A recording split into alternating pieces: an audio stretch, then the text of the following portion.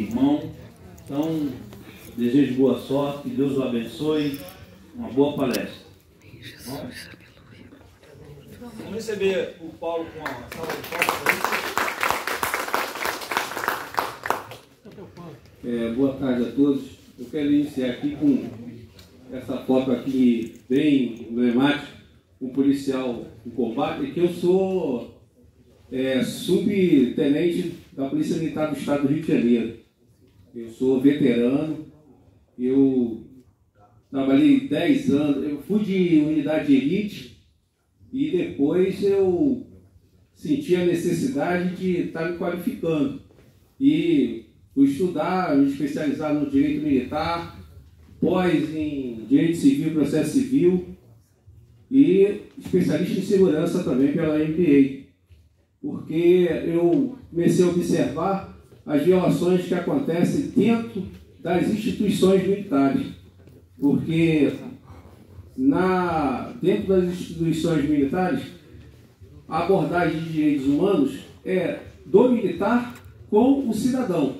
Mas o próprio militar e seus dependentes, como já diversas abordagens aqui já anterior à minha, vem sofrendo essas violações e sendo o primeiro garantidor, como nós aqui, Naval, anteriormente mostrou aqui, garantindo os direitos humanos aí, aqueles civis, dentro de conflitos.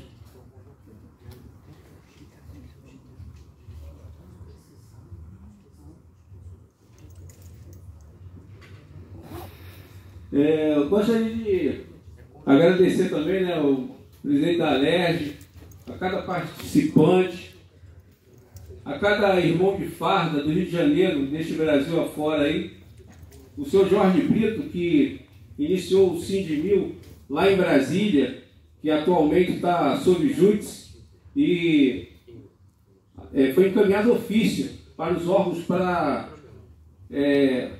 cancelar o sindicato dos militares reformados. E vou mostrar aqui que nos tratados há um direito que nem em época de guerra pode ser retirado. E foi feito isso aí e a gente agora está questionando judicialmente. A qualificação, como eu havia dito, e as maiores mudanças que acontecem dentro do meio militar é exatamente em convenções, em universidades, são feitos debates nesses locais e tem muitas mudanças lá que traz muito prejuízo e que os militares não estão presentes. Na maioria das vezes eles não vão nesses locais, principalmente quando é a área de direitos humanos, porque tem uma aversão muito grande sobre direitos humanos. O militar, ele chega a dizer, dentro da própria unidade, quando vai fazer um curso de direitos humanos, é como castigo.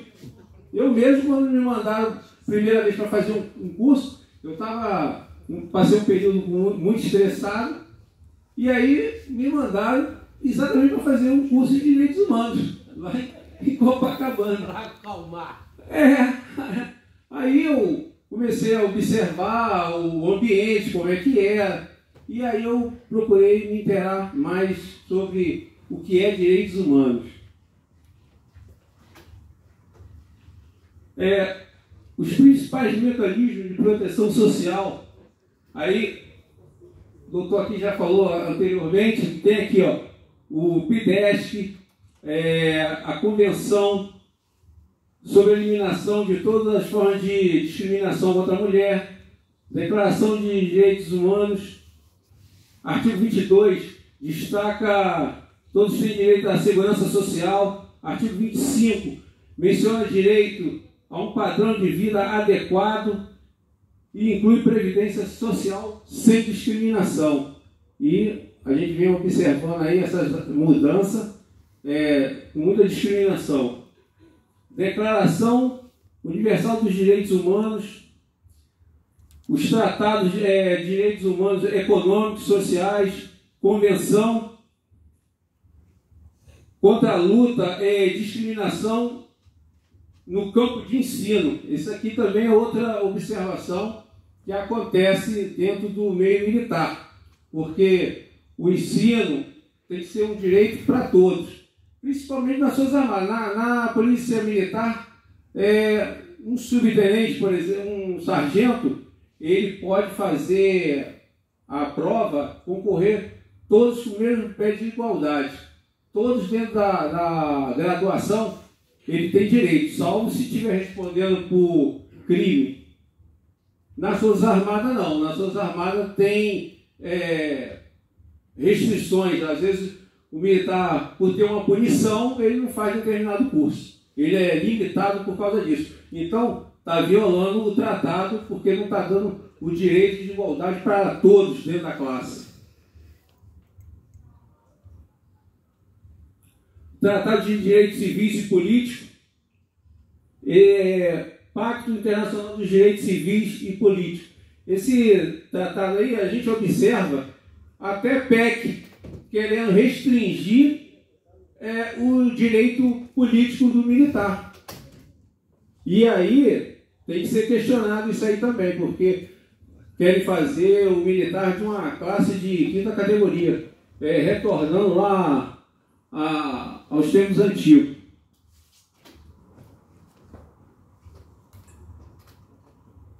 Discriminação contra a mulher.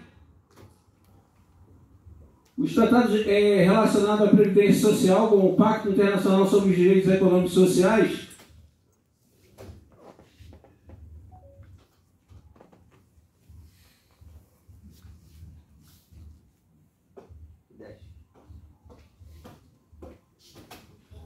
defende a proteção dos direitos previdenciários sem discriminação ou imposição de encargos excessivos. Foi dito aqui agora, conforme está sendo retirado o direito aí das pensionistas. Então, eles já estão colocando encargos excessivos.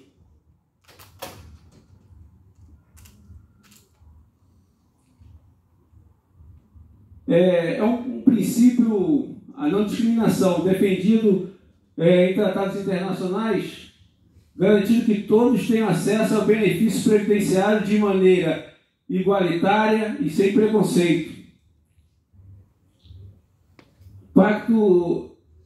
O PIDESP promove a garantia de direitos econômicos e sociais, incluindo a proteção previdenciária, sem discriminação, raça, gênero, idade, religião ou qualquer outro fator. A Convenção sobre a Eliminação de todas as formas de discriminação contra a mulher reforça o direito das mulheres em igualdade em sistemas previdenciários, buscando eliminar diferenças históricas no acesso ao benefício. A gente começa a observar que o Brasil está indo na contramão dos tratados internacionais. O Declaração Universal dos Direitos do Homem, no artigo 22, destaca direito de todos à segurança social. No artigo 25, menciona direito a um padrão de vida adequado, o que inclui previdência sem discriminação.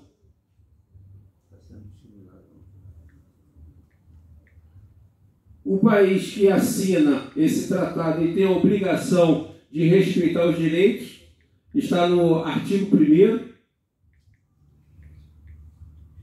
No artigo 2º fala sobre deve adotar disposições de direitos internos. Se o exercício dos direitos de liberdade mencionados no artigo 1 ainda não estiver garantido por disposições legais ou de outra natureza. É aquela parte anterior que fala sobre a convencionalidade. E aí, o país, essa convencionalidade não é só o judiciário que tem que fazer, não. A administração também. No caso dos órgãos militares, eles têm que observar os tratados internacionais. Inclusive, o próprio Código Penal Militar, o Processo Penal Militar, no seu artigo 1º, parágrafo 1º, já incorporou os tratados e convenções. Em caso de conflito, prevalece os tratados internacionais.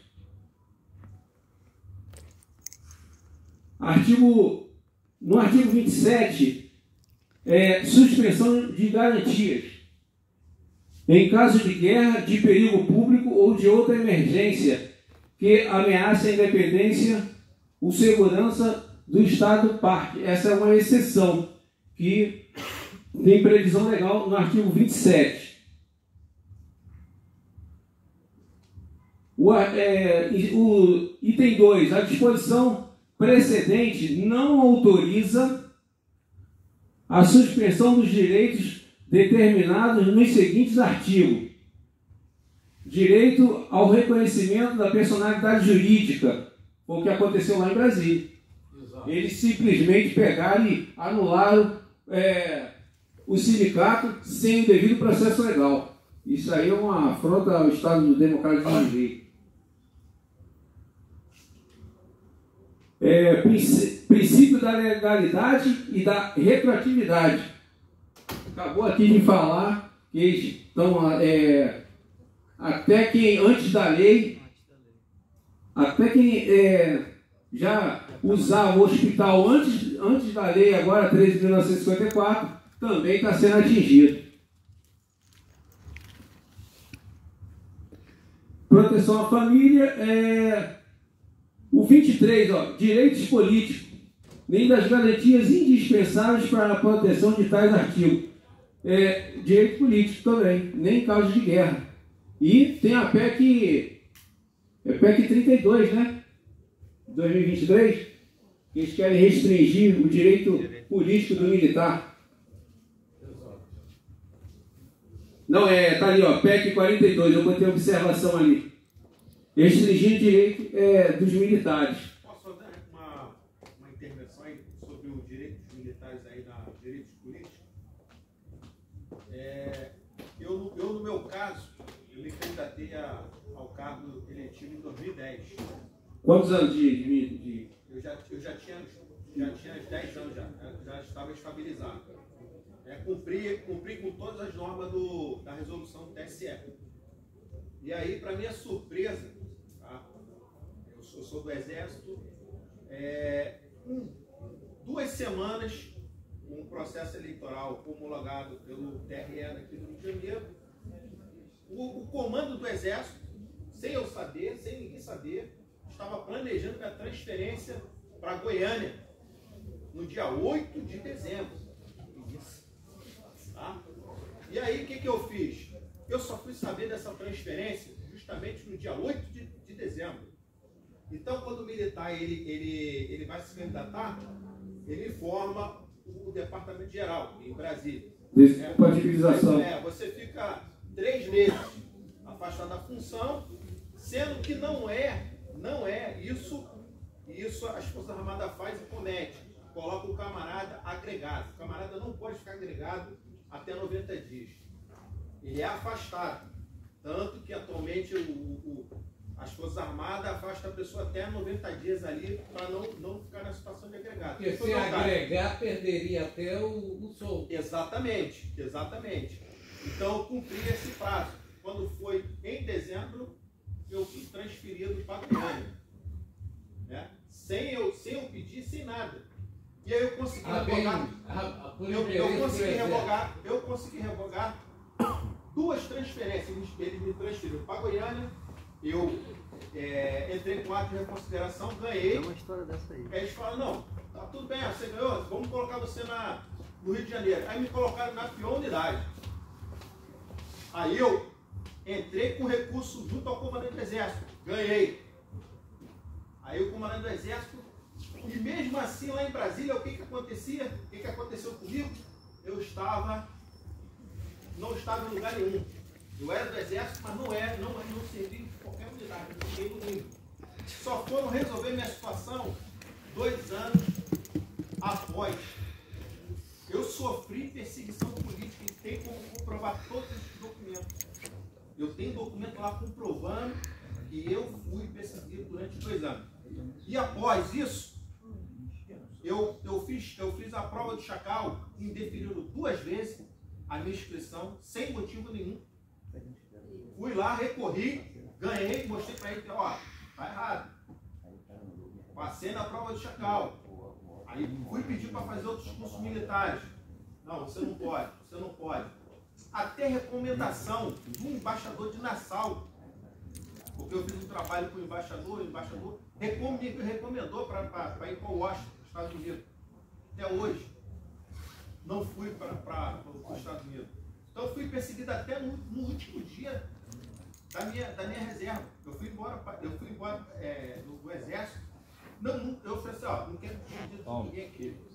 Eu vou embora. O que você passa é exatamente o que eu passei dentro da Polícia Militar. Inclusive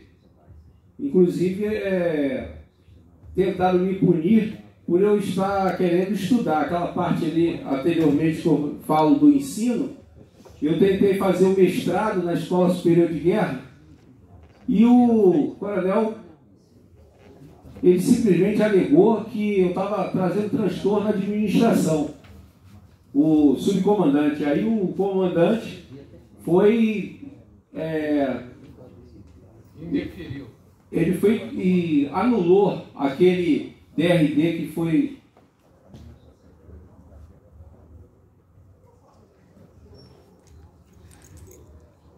Os principais artigos que eu também separei, né, dos direitos civis e políticos, dever de votar e ser eleito em eleições periódicas por sufrágio universal,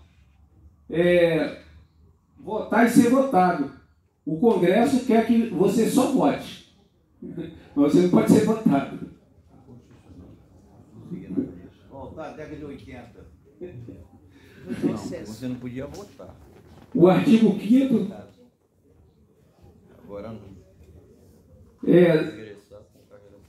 Nenhuma disposição do presente pacto poderá ser interpretada no sentido de reconhecer a um Estado, grupo ou indivíduo qualquer direito de dedicar-se às atividades de prática de quaisquer atos que tenham por objetivo destruir os direitos ou liberdade reconhecidos no presente pacto. É bom frisar que nesses tratados, inclusive até a questão sindical, que depois o AG vai estar abordando, fala em restrição. Restringir não é proibir. O artigo 25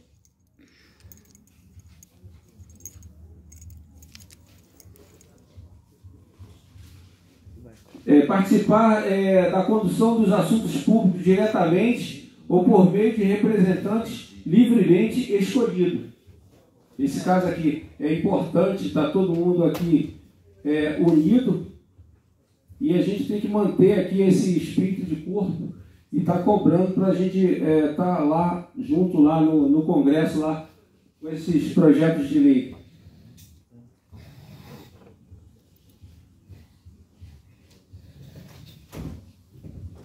O artigo 26 fala todos são iguais perante a lei, mas não é assim que vem acontecendo, né?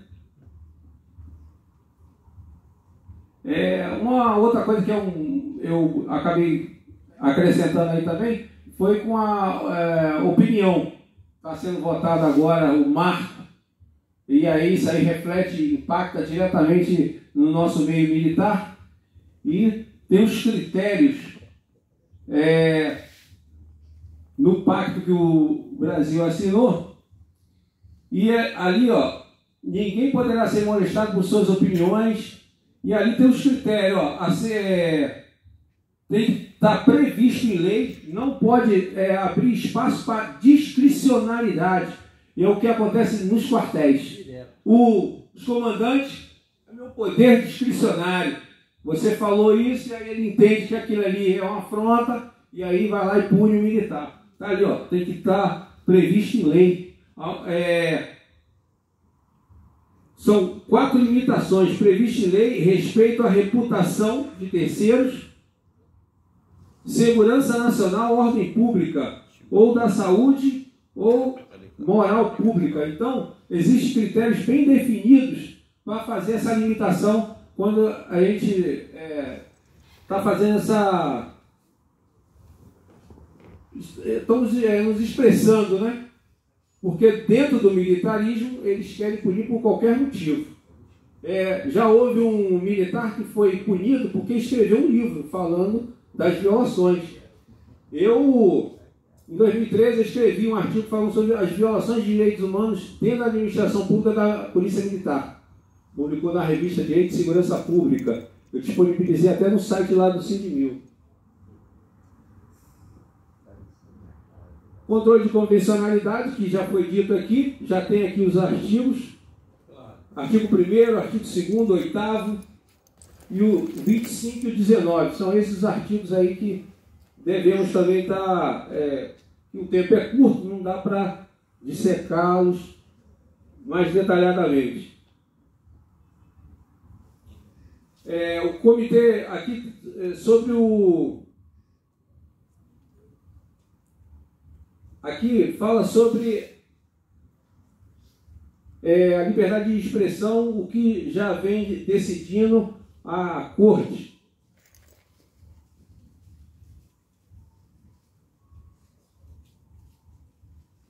Tem examinado com grande cuidado quaisquer limitações à liberdade de expressão, incluindo a introdução de regimes regulatórios para a mídia.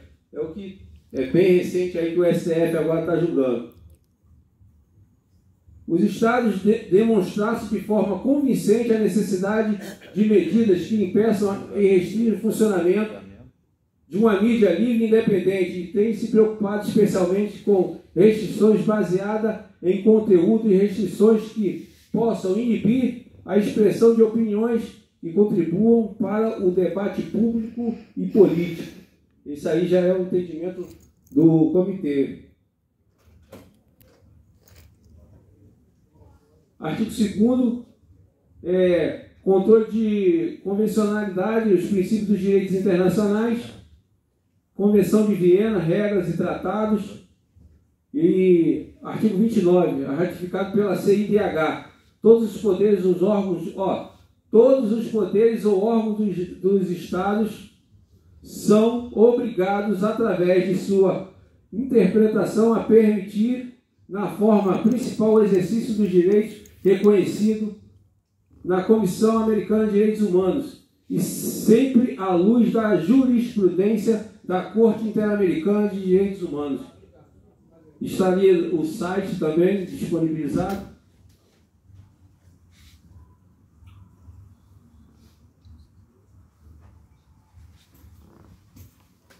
O Judiciário, já foi dito aqui, a norma do CNJ 123/2022 e 544/2024.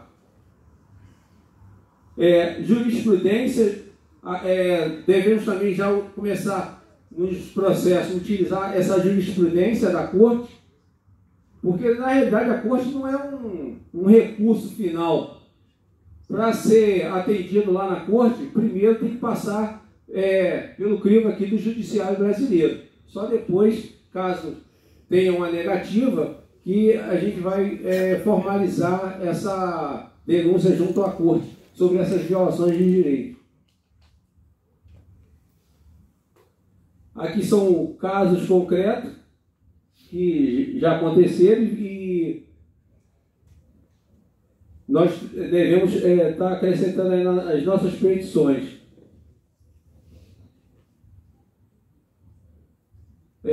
Caso previdenciário, reconhece a possibilidade de regimes especiais de pensões de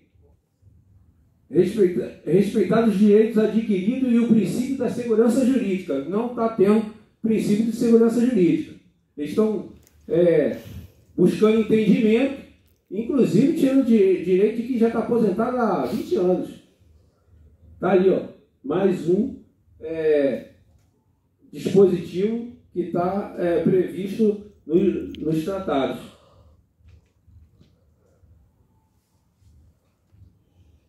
Esse aqui também mais um caso.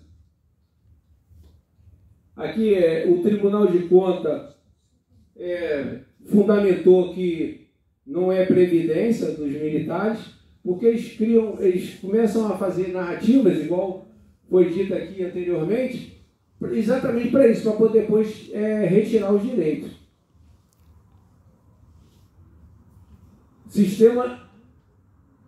a portaria do Exército 2232 de 2024, essa é bem recente, faz as definições. Sistema de proteção social dos militares e das Forças Armadas é o conjunto integrado de direitos e serviços e ações permanentes de iniciativas interativas de remuneração, pensão, saúde e assistência. Quer dizer, desconta, mas não pode usufruir. Exato. Reparação de anistiado.